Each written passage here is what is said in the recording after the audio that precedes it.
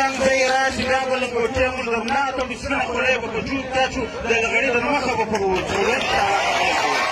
وره دا جان دلي کې راشي دا چکزي په نامه چې ناست دي دا جانه چکزی دا په والله موږ بې عزته کړو چې ملت بابایګو نجیبالدین اکا ته په لاس کې هېواد نه دا نن تاریخ ثابته که نن دا وخت ثابته که چې د ولس هیرو لغړی دی په دې کې نه سیاسي دی نه بل سړی دی دا نن تاریخ ثابته کړی بل مواد غوثالله ته ما وویل ما مدرسې چې تېر شوي دي طالبانو ملایان زیات دي او راځي هم دلې مال که زما په خوله وکړې ډرامه سره پر بسم الله پر سیر به وویل نن موږ هم غوثالله جان ته دا یو شی وایو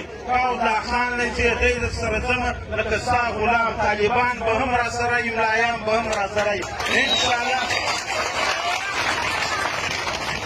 موږ ته منډو دی د غیرت درس نه دي راکړي پرون یې پایار کاټ شوي دي ما ته سر والله پلار پر چاو باندې دا وویله ستا نوم یې ولې نه دی ور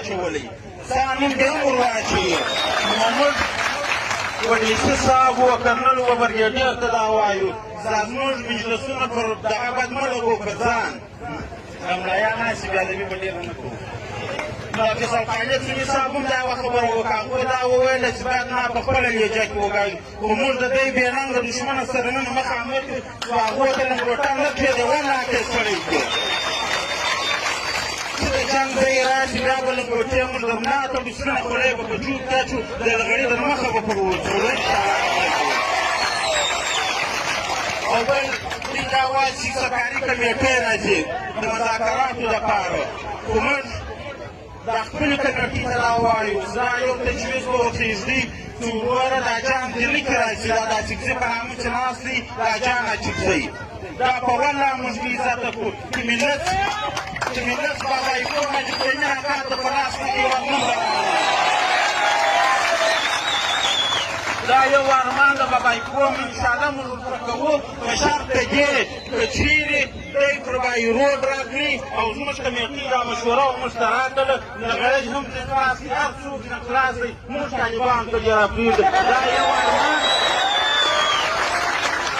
دا یو ارمان زموږ له کوم سپېژلي دي د سلو کالو بابایګو ته موږ هر حال ورسره کوو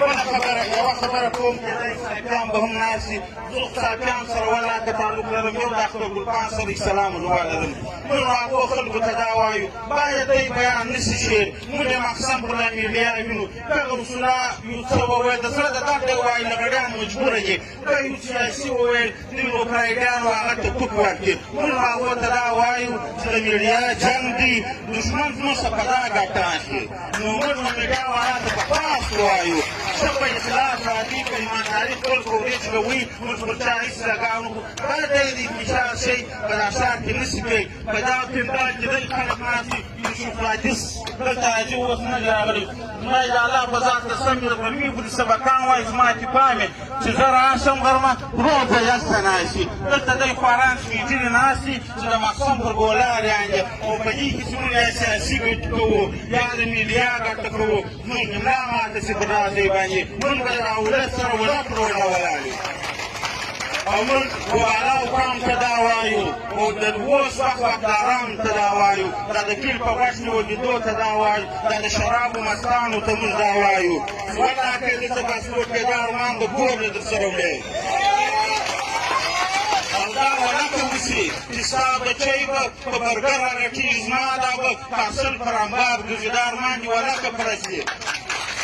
که چیرې دا پیسه وخت به واپس کړې بیا به انشاءالله دا ولس راوځي بیا به پر دا کار مشوره کوي که ګېټ راکاوي که مې تا وړاوایي که مې بل عمل ورسره کاوي انشاءالله د ننه بعد به د دا پرلاته څه به انشاءالله د دوی دپاره د پښتانه د اسلام دپاره به د دوی د ختمولو هره دسیسه مو استعمالوو هغه که په ځان دي که په مال په هره غلا کوي او بله خبره د ښار و خلکو ته موږ دا وایو هغه که ماړه دي که مسکینان دي دا ټولو ته معلومه ده چې دا د پاسپورټ هوا راغلې ده پر هر چا باندې توره شپه راوستلې ده موږ واماده خلکو ته دا وایو